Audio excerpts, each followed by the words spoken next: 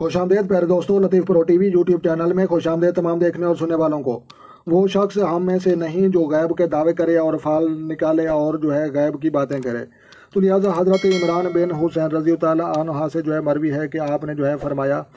کہ وہ شخص ہم میں سے نہیں جس نے فال نکالی پاس کے لیے یا فال نکالی گئی، اور جس نے فال غیب کے جاننے کا دعویٰ کیا، اور جس نے سیر کیا یا کسی کے لیے سیر کروایا، اور جو شخص نجومی کے پاس گیا اور اس کے بعد وہ کچھ کہتا ہے اور اس نے تصدیق کی، تو اس نے اللہ تعالیٰ کے نبی صلی اللہ علیہ وسلم کی شریعت کا